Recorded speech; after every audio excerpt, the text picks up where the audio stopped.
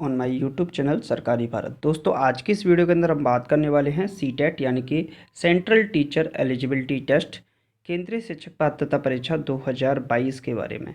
जैसा कि आप सभी को पता है, 2022 के लिए सीटेट का नोटिफिकेशन जारी हो चुका है, जिसका जो एग्ज़ाम की डेट है वो दिसंबर महीने में है। यानी कि आपके जो पेपर्स हैं वो कब होंगे? दिसंबर में आपके पेपर होंगे। क्लियर है फ्रेंड्स?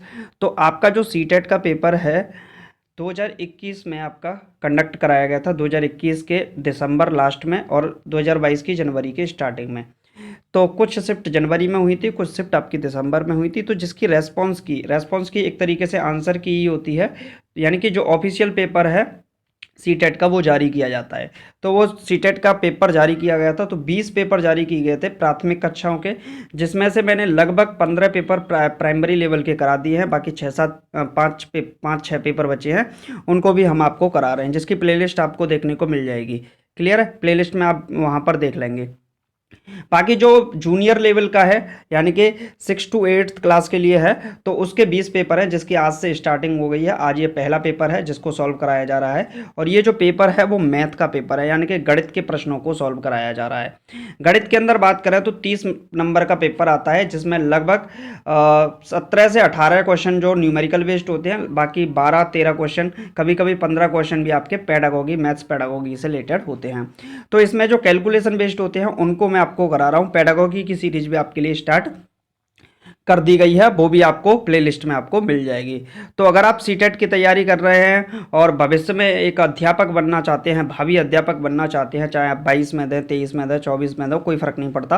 अगर आप सीटेट के ऑफिशियल पेपर को ही करके जाते हैं तो यहाँ से बहुत कुछ रिपीट होता है। 90% पेपर आपका सीटेट रिपीट कर देता है, तो यहाँ पर आपको रिपीट भी देखने को मिलेगा। तो ऑफिशियल ऑथेंटिक जो चीज़ है उनसे ही पढ़िएगा। एक्स्ट्रा इधर उधर जाने से आपका टाइम वेस्ट ही हो सकता है। देखिए, यहाँ पर देख भी question number, correct marks, wrong marks, ये सीटेट का पेपर है, इसी वजह से ये सब कुछ लिखा है। तो पेपर से ही मैं आपके लिए लेकर आया हूँ। तो चलिए फ्रेंड्स, स्टार्ट करते हैं आज की इस वीडियो को। समय नहीं गवाएंगे बिल्कुल भी। और पहले प्रश्न के साथ फर्स्ट क्वेश्चन है, रतिराम शहर में दूध बेचता है। जो रतिराम है वो क्या करता है? शहर में दूध बेचता है। वह प्रतिदिन 10 लीटर दूध 45 रुपये प्रति लीटर के हिसाब से बेचता है। यानी कि 1 लीटर दूध को कितने रुपए में बेचता है? 45 रुपये में बेचता है। और प्रतिदिन कितने लीटर दूध बेचता है? 10 लीटर। तो टोटल कितने रुपए कमा लेता है एक दिन में? तो 45 गुणे 10, यानी कि माफ़ कीजिएगा, ये वाला जीरो नहीं होगा, तो ये कितना हो जाएगा? 450 रुपये एक दिन में कमा लेता है। मात्र एक दिन में 10 लीटर दूध 45 रुपये प्रति लीटर के हिसाब से 450 रुपये कमा लेता है। लेकिन साथ ही हर हफ्ते वह नगर निगम को टैक्स के रूप में देता है। हर हफ्ते मतलब एक हफ्ते में 50 रुपये उसे नगर निगम को टैक्स के रूप में देने होते हैं। तो एक महीने में कितने जो आपका हफ्ते होते हैं? तो 4 हफ्ते होते हैं। 7 दिन का एक हफ्ता होगा, तो 7 चौके 28 लगभग। उसके बाद के दिन आप यहाँ पर काउंट मत कीजिएगा। हफ्ते कितने हैं? 4 हफ्ते होते हैं। तो 4 हफ्ते में कितने रुपए वो टैक्स के रूप में दे देगा? तो लगभग 200 रुपये वो क्या कर देगा? टैक्स के रूप में दे देगा। सितंबर 2021 में रतिराम ने कितने रुपए कमाए होंगे? देखिए, ये तो एक दिन का 450 रुपये कमा रहा है, तो 12 दिन के कितने कमाएगा ये भी तो हमको निकालना पड़ेगा। तो इसको गुणा कर दीजिए, यहाँ से आइएगा, इस वाली बात को यहाँ ले आए। तो 0, 12 पंजे 60 और 12 × 36, 12 चौके 48, 48 और 6 54, यानी कि 5400 रुपये लगभग कमा लेगा। माफ़ कीजिएगा, 12 का मल्टीप्लाई नहीं होगा, क्योंकि महीने का है तो 30 का मल्टीप्लाई होगा इसमें। तो ये आपका 1 मिनट प्लीज, यहाँ पर जो मल्टीप्लाई होगा वो 30 का होगा। तो कितना आ जाएगा आपका 30 का मल्टीप्लाई करने पर? 00 और 45 दिया 135, यानी कि 13,500 रुपये आ जाएंगे, जिसमें से वो 200 रुपये टैक्स दे देता है। तो कितने बचेंगे? 13,300 रुपये बचेंगे। तो 13,300 रुपये वो महीने के कमा लेता है। अब ऑप्शन में चलते हैं। लेकिन साथ ही हर हफ्ते वह 50 रुपये नगर निगम को टैक्स के रूप में दे देता है। सितंबर 2021 में रतिराम ने कितने रुपए कमाए होंगे? बाकी अगर हम यहां पर बात करें, सितंबर महीने की बात करें, तो सितंबर महीने में कितने दिन होते हैं? वो 2 दिन का भी आपको अब यहाँ पर निकालना ही पड़ेगा, दिख रहा है। तो यहाँ पर जो निकल कर आएगा वो आपका आएगा 13,000 300 रुपये के करीब आएगा। तो इस ऑप्शन में आप यहाँ पर एक बार चेक कीजिएगा, ऑप्शन में आंसर की में कोई प्रॉब्लम हो सकती है, मतलब इसके डबल मार्क्स मिले होंगे, हो सकता है। चलिए नेक्स्ट क्वेश्चन देख लेते हैं। नेक्स्ट क्वेश्चन आपकी स्क्रीन पर है। क्वेश्चन है, जेम्स स्थानीय उधार देने वाले व्यक्ति से 500 रुपये उधार लेता है। एक है जेम्स, ये 500 रुपये उधार लेता है, इसने 500 रुपये उधार लिए, क्लियर। और कबीर भी उतना ही उधार लेता है, ये कबीर है, ये 500 रुपये ये भी उधार लेता है। कबीर भी उतना ही उधार एक कोऑपरेटिव सोसाइटी से लेता है। जेम्स 55 दिनों तक हर दिन 11 रुपये उधार देता है, तो यानी कि 55 दिनों तक इसने 11 रुपये पर डे उधार दिए। तो कितने रुपए दिए होंगे? 11 पंजे 55, 11 पंजे 55 और 5 60, 605 रुपये इसने उधार दिया होगा। इधर कबीर ने बैंक को 55 दिनों बाद 600 रुपये उधार दिए, 600 रुपये चुकाए। दोनों की उधार 55 दिनों बाद खत्म हो गई, तो 55 दिनों में दोनों की खत्म हो गई। किसने ज़्यादा राशि चुकाई और कितनी ज़्यादा चुकाई? तो भाई देखिए, जेम्स ने 605 रुपये दिए और कबीर ने 600 रुपये दिए, तो किसने ज़्यादा दिए? जेम्स ने ज़्यादा दिए। अब यहाँ पर कितने ज़्यादा दिए? जेम्स ने ज़्यादा दिए। और कितने दिए? 105 रुपये दिए। अब इससे कितने दिए? 5 रुपये ज़्यादा दिए। इससे कितने दिए? प्लस का 5 ज़्यादा दिए। तो जेम्स ने कबीर से 5 ज़्यादा दिए, कबीर जेम्स से 5 ज़्यादा, गलत है। जेम्स कबीर से 5 ज़्यादा, बिल्कुल सही है। कबीर जेम्स से 10 ज़्यादा नहीं होगा, दोनों ने बराबर राशि नहीं चुकाई, तो जेम्स कबीर से 5 रुपये ज़्यादा देता है। ऑप्शन बी आपका राइट आंसर हो जाएगा। क्लियर है फ्रेंड्स? चलिए नेक्स्ट क्वेश्चन देख लेते हैं। नेक्स्ट क्वेश्चन आपकी स्क्रीन पर आ चुका है। क्वेश्चन है, एक मिनी बस में अधिकतम 15 विद्यार्थी बैठ सकते हैं। एक मिनी बस है, इसको बोल देते हैं मिनी बस, मिनी बस, ठीक है। मिनी और बस एम भी बोल देते हैं। 15 विद्यार्थी बैठ सकते हैं इसमें। मिनी बस में कितने बैठ सकते हैं? 15। उसके 3 गुना विद्यार्थी बड़ी बस में बैठ सकते हैं, तो बी भी बोल देते हैं बड़ी, और ये बस, उसमें कितने बैठ सकते हैं? इसका 3 गुना विद्यार्थी, यानी 15 का 3 गुना कितना होगा? 45 होगा। क्लियर है? उसके 3 गुना विद्यार्थी एक बड़ी बस में बैठ सकते हैं। 112 विद्यार्थी पिकनिक पर जाना चाहती है, तो प्रत्येक सीट पर एक विद्यार्थी बैठ सकता है। इसके लिए कम से कम कितने वाहनों की आवश्यकता होगी, ये आपसे पूछा है। ऑप्शन के हिसाब से देखते हैं। अगर एक बड़ी बस में बैठेंगे तो 45, और 4 मिनी बस में 15 चौके 60, तो कुल मिला के कितने हो जाएंगे? 105, जबकि विद्यार्थी कितने हैं? 112, तो ये तो गलत ही हो गया। क्लियर है? एक बड़ी बस में 45 और 3 मिनी बस में कितने? तो एक में 15, 15 थी 45, तो ये तो 90 ही बैठ पाएंगे, तो ये भी गलत हो गया, क्योंकि हमको तो 112 बैठालने थे। क्लियर? एक मिनी बस, 2 बड़ी बस। अगर यहां पर देखते हैं, चलिए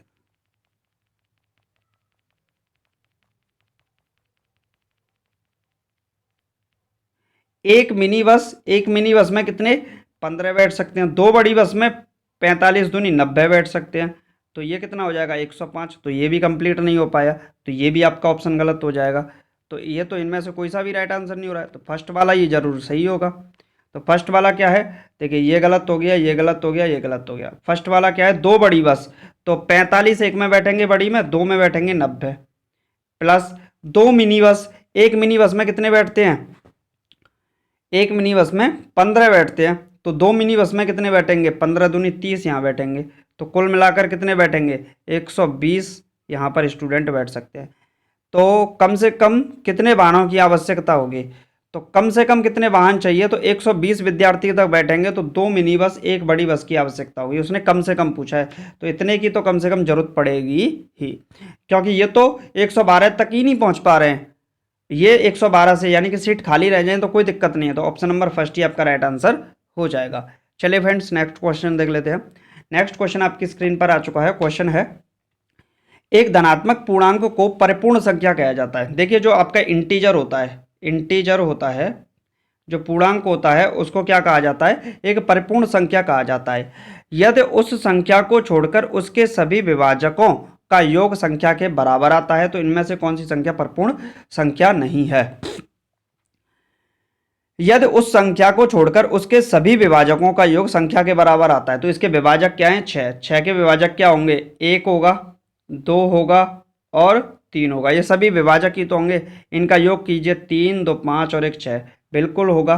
तो ये तो परिपूर्ण संख्या बनेगी, ये तो गलत है। चलिए 48 को देखते हैं, तो 48 के अगर हम विभाजक की बात करें तो कितने होंगे? 2 हो सकता है, 4 हो सकता है, 6 हो सकता है, और 9 हो सकता है, 12 हो सकता है, और 16 हो सकता है, बाकी 24 हो सकता है। तो यहाँ पर देखें तो 2 और 4 6, 6 6 12, 12 और 12 24, 24 और 24 48, तो ये हो गया, तो ये तो बच गए, तो ये तो नहीं होगा, ये गलत है। 28 के देखें तो 28 का 2 होगा, 4 होगा, 7 होगा और 14 होगा। तो 7 4 11 और 2 13, 13 और 14 कितना होगा? और यहाँ पर अगर हम देखते हैं एक भी तो होगा, यहाँ एक होगा, तो कुल मिलाकर 28 ही बनना है, तो ये भी परिपूर्ण संख्या बनी। 496 भी बन जाएगी, 48 नहीं बनेगा, तो यही आपका राइट आंसर हो जाएगा। तो second option 48 is the right answer, जो कि एक परिपूर्ण संख्या को नहीं बना पाएगा। नेक्स्ट क्वेश्चन है दोस्तों, आपकी स्क्रीन के सामने है, और काफ़ी अच्छा सवाल है, सीटेट का पूछा गया सवाल है। देखिए यहाँ पर आप सब कुछ देख सकते हैं, सीटेट के द्वारा पूछा गया सवाल है। 1 मीटर और 1 किलोमीटर का शतांत है।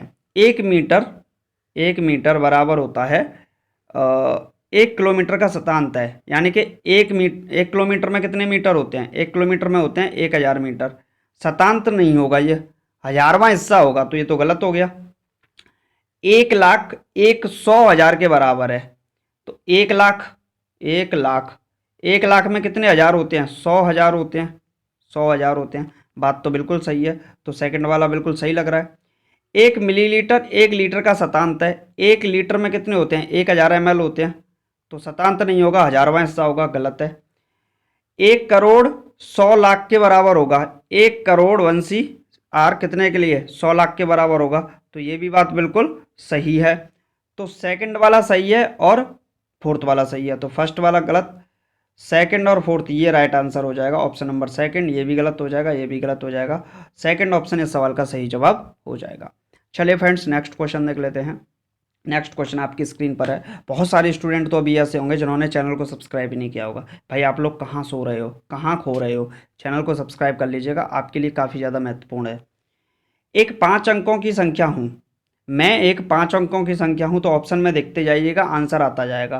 5 अंकों की संख्याएं हैं सभी, बिल्कुल सही है, यहाँ पर कोई दिक्कत वाली बात नहीं है।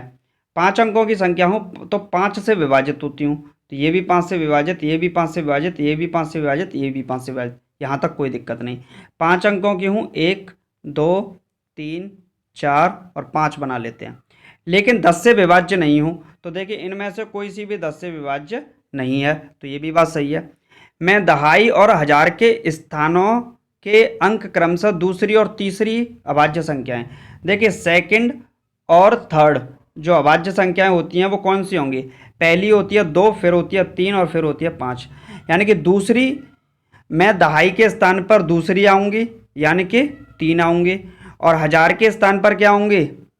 हजार के स्थान पर तीसरी होगी, तो तीसरी अभाज्य संख्या क्या है? 5, तो हजार का स्थान कौन सा होगा? ये वाला होगा, तो यहाँ 5 आएगी। तो यानी कि यहाँ पर 53 बनना चाहिए हजार वाले स्थान पर, तो 7 बनना है, तो ये तो गलत हो गया। क्लियर है? यहाँ पर अगर हम देखते हैं तो यहाँ भी 7 बनना है, तो ये भी गलत हो गया। 5 बनना है, ये बिल्कुल सही है, और ये गलत हो गया। क्लियर है कि नहीं? अब थर्ड ऑप्शन ही आपका राइट आंसर बनना है। अब आगे भी पढ़ लेते हैं। सैकड़े का अंक एक सम संख्या है, तो सैकड़े का अंक 2 है, यानी कि सम संख्या बनना है, बिल्कुल सही है, समअभाज्य संख्या है। 10,000 का स्थान उसका आधा है, तो 2 का आधा 10,000 स्थान, तो ऑप्शन नंबर थर्ड इस सवाल का राइट आंसर हो जाएगा। Third option is the right answer. चलिए फ्रेंड्स, नेक्स्ट क्वेश्चन को देख लेते हैं। नेक्स्ट क्वेश्चन आपकी स्क्रीन पर आ चुका है। क्वेश्चन है, इनमें से कौन से भिन्नों को जोड़ने पर परिणाम 1 मिलेगा? मतलब कौन सी भिन्न है जिसको जोड़ने पर, कौन से भिन्नों को जोड़ने पर परिणाम 1 मिलेगा? तो जोड़ के देखते हैं। 3/8, 4/16, 1/4 और 1/8, यही तो है। अगर इन सब का हम अगर एलसीएम लेने की कोशिश करते हैं तो 80 आ जाएगा, बिल्कुल आ जाएगा। वैसे 40 भी आ जाएगा, 40 एलसीएम ले लेते हैं। तो 8 पंजे 5 दिया 15, प्लस 10 चौके 4 चौके 16, 4 धाड़े 10 और 8 पंजे 5, सबको जोड़ते हैं। 15 और 16 31, 31 और 10 41, 41 और 5 46, तो 40/40 हुआ। ये तो कट भी नहीं रहा है, तो इसका मतलब एक तो यहाँ आएगा नहीं, तो फर्स्ट ऑप्शन क्या हो जाएगा आपका? गलत बन गया, ये तो सही नहीं है। इसको चेक करते हैं। 1/4, 1/2 और 1/2। एलसीएम कितना आएगा? 4। तो ये बनेगा 1 + 2 + 2, ये बन जाएगा 5/4। तो ये भी नहीं बन रहा है, तो ये भी ऑप्शन गलत हो गया।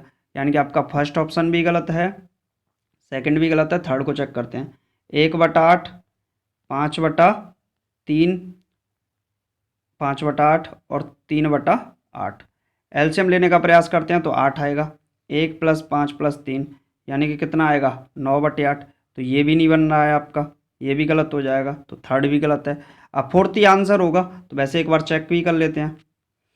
4/16, 2/5, 3/8।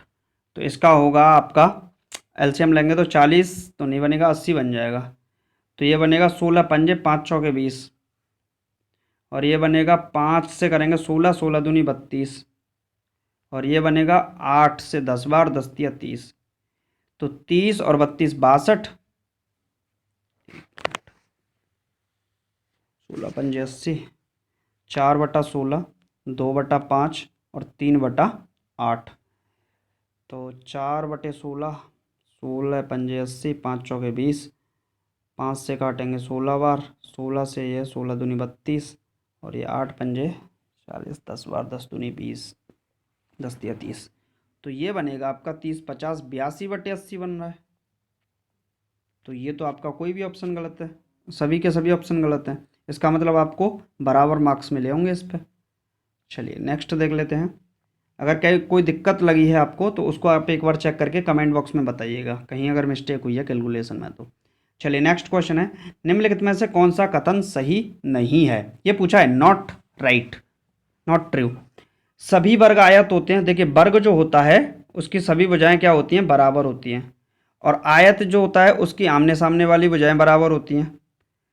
तो इसका मतलब क्या है? आमने सामने की तो यहाँ भी बराबर है, यहाँ भी बराबर है। तो ये तो बात सही है कि वर्ग आपका आयत बन जाएगा। बिल्कुल सही बात है कि सभी वर्ग आयत होते हैं। दूसरा बोला है आपसे, ये सही बात है। ठीक है, एक सभी समांतर चतुर्भुज वर्ग होते हैं। समांतर चतुर्भुज ऐसे करके बनेगा। इसका मतलब क्या है? आमने सामने की जो साइड हैं वो एक दूसरे के पैरेलल होनी चाहिए। वर्ग होता है, वर्ग में आमने सामने की साइड वर्ग क्या होती हैं? पैरेलल होती हैं। लेकिन एक कंडीशन है, पैरेलल इसमें 90 डिग्री का एंगल बनता है वर्ग के अंदर, लेकिन समांतर चतुर्भुज के अंदर जरूरी नहीं कि 90 डिग्री का एंगल ही बने। तो ये बात तो गलत हो गई। सभी वर्ग समचतुर्भुज होते हैं, वर्ग समचतुर्भुज हो जाएंगे। सभी आयत समचतुर्भुज होते हैं, ये भी बात ठीक है। तो ऑप्शन नंबर सेकंड आपका राइट आंसर हो जाएगा। चलिए फ्रेंड्स नेक्स्ट क्वेश्चन देख लेते हैं। नेक्स्ट क्वेश्चन है, निम्नलिखित में से कौन सी 3 अंकों की ऐसी संख्या है जो आधे घुमाए जाने पर पहले के समान दिखती है? तो देखिए 696 को घुमाएंगे, 696 को आधा घुमाएंगे तो ये क्या है? 808 को देखें, आधे घुमाए जाने पर पहले के समान दिखती है। तो इसमें अगर आप इसको देखते हैं 444 को कितना भी घुमा लीजिए बराबर ही दिखेगी। नेक्स्ट है, एक घन 5 सेंटीमीटर, घन की भुजा 5 सेंटीमीटर है। अगर घन की भुजा को 2 गुना कर दिया जाए तो घन का पृष्ठीय क्षेत्रफल कितना गुना हो जाएगा? ये कोई घन है मान लीजिए, ठीक है, ये कोई घन है। अगर घन की भुजा को 2 गुना कर दिया जाए, ये 5 सेंटीमीटर का घन है और इस घन की भुजा को हम बढ़ा दें तो ये कितना हो जाएगा? 10 10 का हो जाएगा घन। 5 5 से क्या हो जाएगा? 10 10 से हो जाएगा। तो घन का पृष्ठीय क्षेत्रफल कितना गुना हो जाएगा? तो पृष्ठीय क्षेत्रफल होता क्या है घन का? ये होता है 6a²। एरिया क्या होता है? 6a²। 6a² का मतलब 5 का स्क्वायर 25, तो ये हो जाएगा 25 से 150। और ये एरिया बन जाएगा 6a²। a² का मतलब कितना होगा? 10 का स्क्वायर 100, यानी कि ये बन जाएगा कुल मिला के 600। क्लियर है? ये 150 है, ये 600 है। अब ये पूछ रहा है कितना गुना हो जाएगा, तो 600 में 150 का भाग लगा देंगे। 600/150, 0 15 चौके 60, 4 गुना हो जाएगा। तो ऑप्शन नंबर थर्ड आपका राइट आंसर होगा। 4 गुना इस सवाल का सही जवाब हो जाएगा। क्लियर है फ्रेंड्स? चलिए नेक्स्ट क्वेश्चन देख लेते हैं। नेक्स्ट क्वेश्चन है, किसी वर्ग की भुजा 33 सेंटीमीटर है। ये कोई वर्ग है मान लीजिए, इसकी भुजा है 33 सेंटीमीटर। एक आयत की लंबाई तथा चौड़ाई, ये कोई आयत बना दिया हमने इससे, एक आयत की लंबाई तथा चौड़ाई वर्ग की भुजा की 2/3 और 1/3 है। तो वर्ग की भुजा कितनी है? 33। 33 का 2/3 कितना होगा? 2/3। 3 से जाएगा 11 बार, 11 दूनी 22। तो ये लेंथ हो जाएगी 22 की। चौड़ाई कितनी है? चौड़ाई है 2/3, 1/3। तो 33 का 1/3 कितना हो जाएगा भाई? 11 हो जाएगा। तो ये कितनी है आपकी? हाँ माफ़ कीजिएगा, ये वर्ग था, ऐसे करके बना लीजिए। वो ये वर्ग है और ये आयत है। तो ये कितनी है? 33। ये कितनी बनेगी? 2/3 का मतलब हो गया 22। और चौड़ाई कितनी है? 1/3 का मतलब 11। तो ये पूछ रहा है कि इनके क्षेत्रफलों का वर्ग सेंटीमीटर में अंतर क्या होगा। तो ये वर्ग है, वर्ग का क्षेत्रफल 33 का स्क्वायर होगा, ठीक है। और अंतर निकालना है तो ये 22 × 11 होगा। तो इसको करेंगे सॉल्व तो कितना आ जाएगा? 33 का स्क्वायर कितना होता है? 33 का गुणा 33 से करके देख लेते हैं, स्क्वायर तो याद भी नहीं होगा। 33 3 99, 33 3 99 और 108, 1089। और 11 का गुणा 22 से करेंगे तो 11 दूनी 22 और 11 दूनी 22 और 2 24, 11 दूनी 22, 11 दूनी 22 और 2 24। काफ़ी कम आ रहा है, कोई बात नहीं। अंतर पूछा है तो 9 में से 8 गया तो 9 में से 2 गया तो 7। 7 किस ऑप्शन के पीछे है? इस वाले के लिए नहीं है, इस वाले के नहीं है। तो सेकंड और फोर्थ में से होगा। 8 में से 4 गया तो 4। और यहाँ पर 10 में से 2 गया तो 8 बचेगा, तो 847 बचेगा। ये गलत हो गया। ऑप्शन नंबर सेकंड इस सवाल का राइट आंसर होगा। 847 इस सवाल का सही जवाब हो जाएगा। चलिए फ्रेंड्स, नेक्स्ट क्वेश्चन देख लेते हैं। नेक्स्ट क्वेश्चन है, नरेश ने 30 जून को सुबह 11:20 AM अपनी यात्रा शुरू की और 1 जुलाई को शाम 5:40 PM पर समाप्त की। यात्रा को पूरा करने में लगने वाला समय है, देखिए 30 जून को स्टार्ट करता है और 1 जुलाई को वो पहुंच जाता है, ठीक है सरकार। तो यहाँ पर अगर हम देखते हैं तो 30 जून 11:20 का मतलब हो गया सुबह के 11 बजे। सुबह के 11 बजे से शाम को 11 बजे तक 12 घंटे। शाम को 11 से मतलब रात को 11, रात को 11 से सुबह के फिर 11 बजे तक 12 घंटे। अब 12 से यहाँ पर पहुँचने के लिए कितना टाइम चाहिए? ये तो 24 घंटे हो गए पूरे। 24 25 मतलब 11, 11 से 12 13 14 15 16 और ये 17, यानी कि अब हो गए 17-20 हो गई। 17-20 हो गई। हाँ, तो यहाँ 12 दूनी 24, 25 26 27 28 29 30, कितनी हो गई? 30। और 20 मिनट और एक्स्ट्रा लगेंगी तो 30 घंटे 20 मिनट का समय लगेगा। तो ऑप्शन नंबर फर्स्ट ही आपका सही जवाब हो जाएगा। 30 घंटे 20 मिनट इस सवाल का सही जवाब हो जाएगा। चलिए फ्रेंड्स, नेक्स्ट क्वेश्चन देख लेते हैं। नेक्स्ट क्वेश्चन है, अथिरा आधा दर्जन अंडे, आधा किलो चावल, 250 ग्राम नमक और एक माचिस खरीदना चाहती है। दुकान में दी गई कीमत सूची इस प्रकार है। देखिए, अंडे की बात करें तो आधा दर्जन, आधा दर्जन का मतलब होगा 6। 6 ही तो हो गया। आधा दर्जन का मतलब तो 6 4 24 रुपये के अंडे खरीदना चाहती है। आधा किलो चावल, आधा किलो चावल कितने होंगे? चावल हो गए 32 रुपये किलो। तो आधा किलो का मतलब 1/2 कितना हो जाएगा? 16 रुपया के आपके चावल हो जाएंगे। 250 ग्राम नमक, नमक कितने का है? 16। तो 250 ग्राम कितने का आएगा? 4 रुपये का आएगा। एक माचिस, माचिस कितने की आती है? 3 रुपये की, तो माचिस आ जाएगी 3 रुपये की। टोटल रुपया कितना हो गया भैया? 24 और 16 40, 40 और 7 47 रुपये हो गए। कितने रुपये हो गए? 47 रुपये। 47 रुपये का उसने सामान खरीद लिया कुल मिलाकर। जो आधा दर्जन अंडे हैं, आधा किलो चावल है, 250 ग्राम नमक है, एक माचिस है। 45.50 से कितना ज़्यादा है? 46.50 और 50 पैसे और, तो ये कितना हो जाएगा? लगभग 1.50 रुपये जोड़ने पड़ेंगे। तो इसमें बोला है ऑप्शन में, देखिए ऑप्शन में क्या बोला है। ऑप्शन के अंदर बोला है उसके पास सामानों को खरीदने के लिए 500 ग्राम नमक खरीदने के लिए पर्याप्त राशि है, गलत है। उसके पास उतनी राशि जितनी आवश्यकता है, गलत है। उसके पास 2 रुपये शेष बचेंगे, अरे कम पड़ रहे हैं। उसे सभी वस्तुएं खरीदने के लिए 1.5 रुपये और जोड़ने पड़ेंगे, क्योंकि 47 रुपये चाहिए, उसके पास 45.5 रुपये हैं, तो 1.5 रुपये उसे और जोड़ने पड़ेंगे ताकि वो सभी वस्तुओं को खरीद सके। क्लियर है फ्रेंड्स? चलिए नेक्स्ट क्वेश्चन देख लेते हैं। नेक्स्ट क्वेश्चन आपकी स्क्रीन पर आ चुका है। काफ़ी अच्छे सवाल हैं और ये सभी के सभी क्वेश्चन सीटेट के एग्जाम में पूछे गए क्वेश्चन हैं। सीटेट इस प्रकार के क्वेश्चंस को पूछ रहा है। रेखा ने अपने जन्मदिन पर केक खरीदा। ये रेखा है, आर से रेखा। अपने जन्मदिन पर केक खरीदा और अपने 5 दोस्तों को बुलाया। इसने 5 को बुलाया, जिसमें से 2 दोस्त नहीं आए, तो इसका मतलब कितने आए? 3 दोस्त आए। क्लियर है सरकार? उसने केक को 2 बराबर हिस्सों में बांट दिया, तो ये रेखा थी, इसने बराबर हिस्सों में बांटा, तो 1/2 हिस्सा इसे मिला होगा।